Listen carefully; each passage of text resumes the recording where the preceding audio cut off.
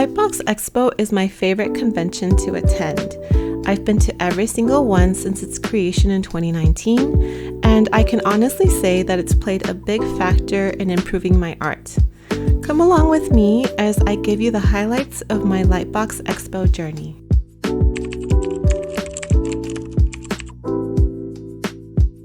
LightBox Expo is a 3-day convention held every year in the Pasadena Convention Center in California. It usually occurs in October of the year, and what really makes it different from other events is that it truly celebrates the artists and their process and their work in the industry. So here you can meet your favorite artists as they explain their process, do portfolio reviews, and present panels with all forms of relevant topics and create demos. I think LightBox Expo is enjoyed best with a sketchbook in hand. That way you can participate in one of the many live drawing sessions.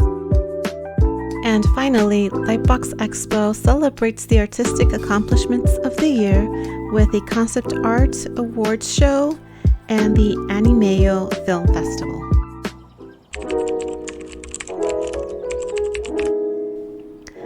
Next, I want to talk about my experience attending the very first LightBox Expo back in 2019. I remember scrolling through my Instagram, hearting all the posts from my favorite artists, and lots of them were posting about this thing called LightBox that was supposed to happen in Pasadena, California. And the more I looked into it, the more excited I became about trying to attend. I got to meet some of my favorite artists, which, by the way, I was able to do little interviews with some of them, which I'll feature later in the video, so stay tuned for that. I also got to meet artists like Robot Pencil, who gave me a critique of my portfolio, and I found out that he also offered a mentorship online, which was really invaluable to me because I didn't attend art school. And so since then, I became aware of mentorships and online classes, all of which have really drastically improved my ability in art.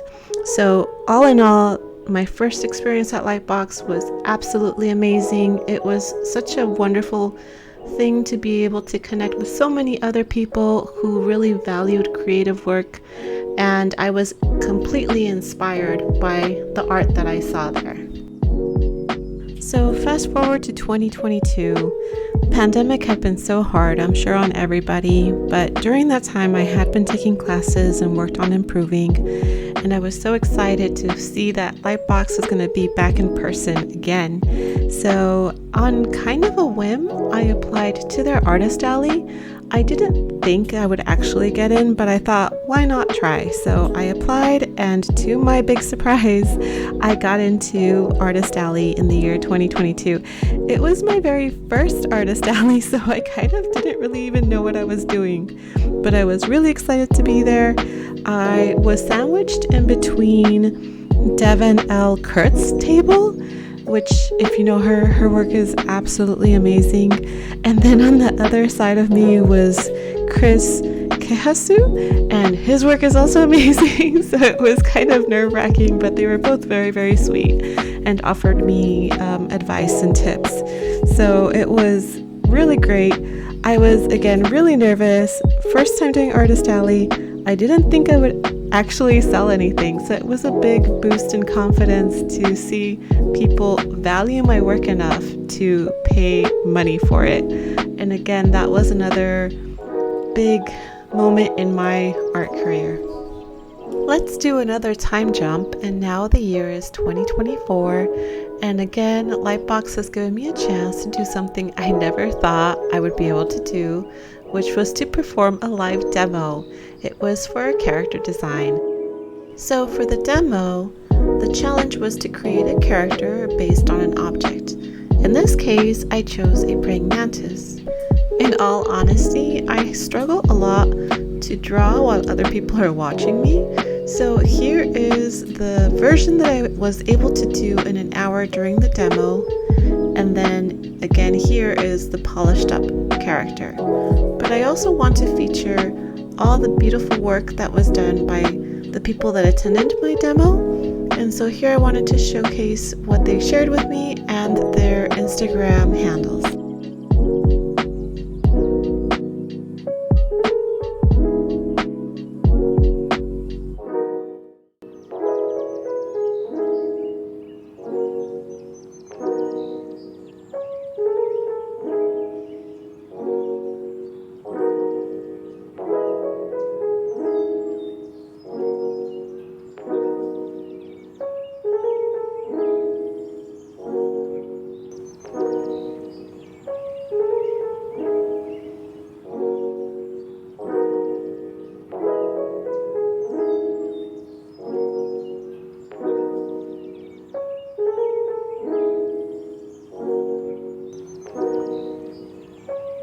This honestly was a lot of fun. I've been toying with the idea of doing a character design challenge on a monthly basis as a live stream, but I don't know if that would be interesting, so let me know in the comments what you think.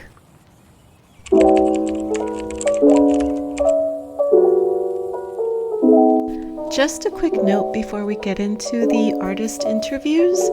I sadly came very ill-prepared to do interviews. I now realize I should have brought a mic, but it is what it is. So I apologize for the poor audio quality. I'm hoping it's still good enough to be understandable. And with that, let's go.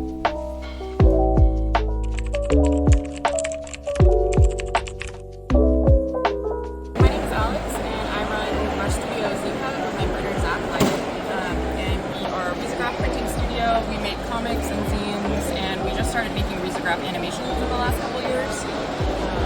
So that's kind of our focus right now, is making digital animations. We print them with a risograph printer, and then when you're watching the animations, you're seeing the scans of the risograph prints. And so you get like this really nice color and texture from the risograph.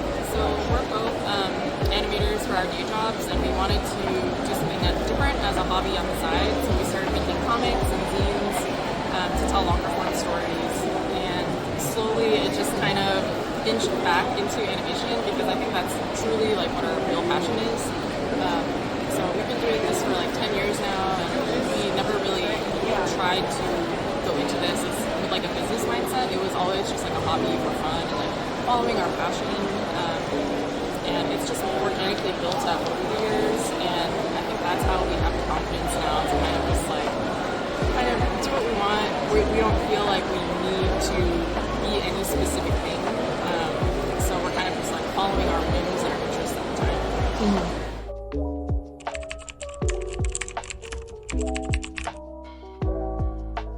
Hi, my name is Ariel Javolanos. You can find me online at JOVIELLETY on Instagram and Twitter and Bluesky.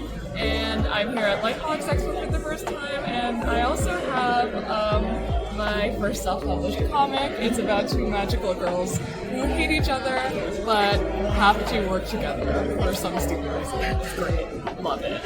Some advice that I have for how to connect and reach out to art directors is to make work that looks very specific to a specific purpose, so that art directors don't have to make the leap and imagine hypothetically if you can do something. If you sort of make fake book covers or make assignments geared to the kind of work that you want to get, art directors can more easily see that and be like, oh, I'll think of them the next time I need to hire for that specific kind of assignment. So it's sort of like if you start kind of casting yourself in these roles that you want to be in, like whether that's biz dev, whether that's book covers, whether that's comics, then you'll help art directors see yourself in those roles too.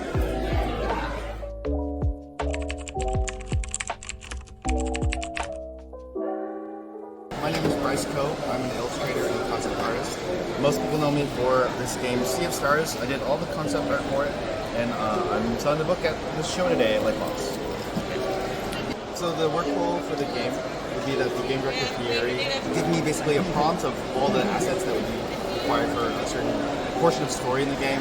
He would walk me through like what's going to happen and when we encounter each thing and what kind of vibe or references that you would imagine would be reflected in each character. And then he would give that to me, and I would have like just a week's worth of time to give him my interpretation. Normally, the way I would do it is I would try to think of what he's imagining is the ideal scenario. I would give him one version of that, and then I would usually give him at least 3 to 5 options per character, kind of expanding from that range. And so it's like, here's what you asked for, here's an alternate version of that, here's like that with a twist, and maybe like the last couple would be like, here's something completely off the wall, where it's like, it's not what you asked for, but maybe it's what I think you need, you know? Like, you might actually like this better, and it's really different. But that was sort of the approach that I would go for, is like, I'm trying to bring to life his vision most, but I want to give him a range of what I think might be within the realm of aesthetics.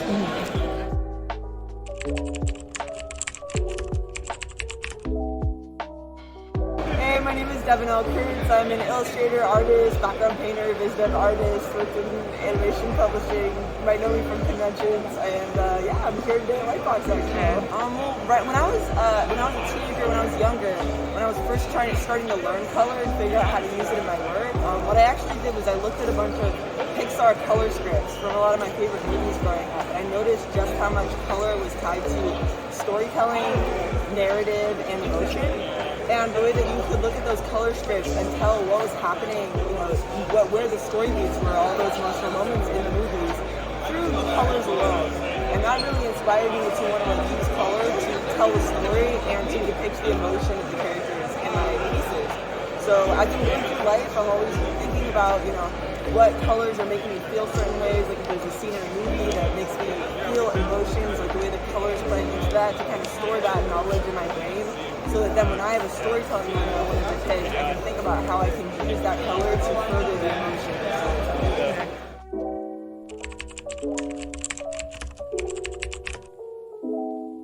I'm Erica Wiseman, aka Erica Cooper. I'm an illustrator and character designer. I would say to always stay true to yourself and to, like, I know it can be easy to get caught up in social media and like trying to play the algorithm game, but always stay true to yourself, even when you are trying to like put yourself out there and grow like on social media, because like if you try to play the algorithm game too much, you can get caught up in like making stuff for other people. Yeah. So always remember like why you started doing this and kind of treat it like a journal to like track your progress. Yeah.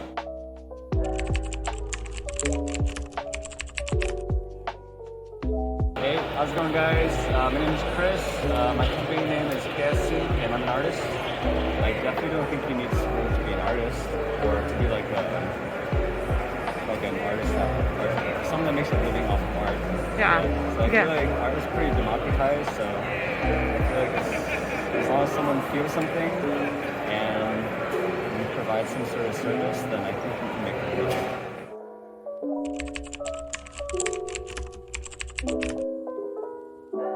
Hey everyone, I'm Steven Larson. I'm a concept artist at Sony PlayStation, character concept artist.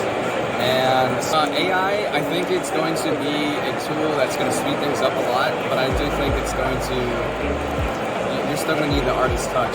And it might even make the artist touch more valuable, because if everyone could create visuals,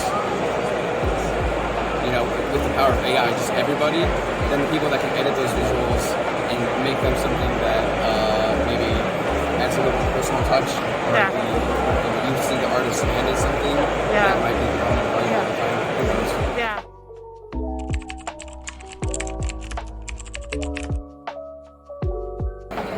Hey everyone, my name is Ross Tran, aka Ross Jawed on the internet, and some of my biggest art influences growing up are definitely anime. I started drawing anime girls in high school. They were like my thing, and then when I studied kind of concept art, I studied like J.B. Jones, Craig Mullins, you know, I love Sid Mead, and so I went into more industrial design, kind of like movies and games, And then now I feel like my style is a blend between some Japanese aesthetic and also concept art, and I kind of like sift between the two. But yeah, I would say that's kind of my art style.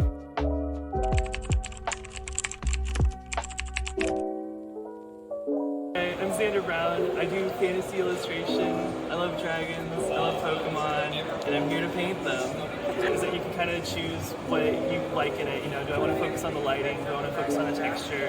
And if you have things that you like in like texture or lighting, you can take that and apply it to fan art. And you can, like, the world's your oyster with that. You can take any kind of cool piece you like and be like, oh, I want to do something like that, and then just mix it with something else that you care a lot about, like IP, and then just smush them together, and it's a good time. So that's what I do.